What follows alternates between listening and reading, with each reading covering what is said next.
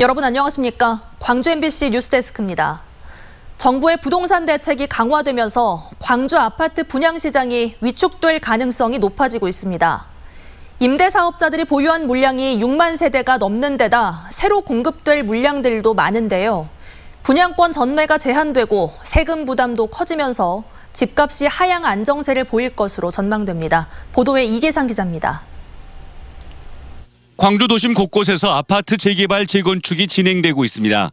향후 5년 동안 입주 예정 물량이 3만 6천 가구가 넘는 것으로 집계됐습니다. 그동안 신규 아파트를 분양할 때마다 청약 경쟁이 치열하다 보니 분양권 거래는 수천만 원씩의 웃돈이 붙었습니다. 하지만 앞으로는 분양권 전매가 아파트 입주 때까지 제한되고 다주택자에 대한 과세 기준이 강화되면서 광주의 분양 시장도 실수요자 위주로 재편될 것으로 보입니다.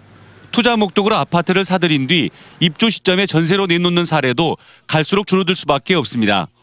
임대 수익률이라든가 향후 시세 차익을 기대할 수 있는 부분이 상당히 좀 줄어드는 상황인 것 같습니다.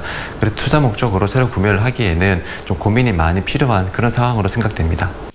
아파트 거래 시장에서 전체 물량 가운데 전세 매물이 차지하는 비중이 작년 15%대에서 이번 달에는 8%대로 떨어졌습니다.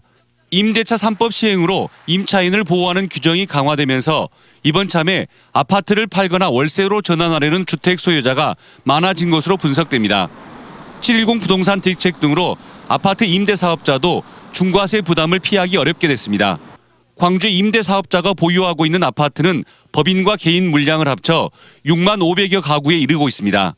이들 아파트가 매물로 나올 가능성이 커졌고 물량이 많아질 경우 매매가 하락으로 이어질 것으로 예상됩니다.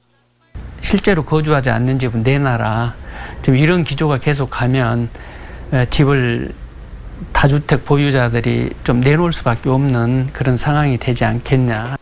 코로나19 여파로 아파트 거래가 눈에 띄게 줄어든 상황이어서 본격적인 이사철이 시작돼야 부동산 대책에 따른 광주 주택시장 변화를 분명하게 가늠할 수 있을 것으로 전망됩니다. MBC 뉴스 이계상입니다.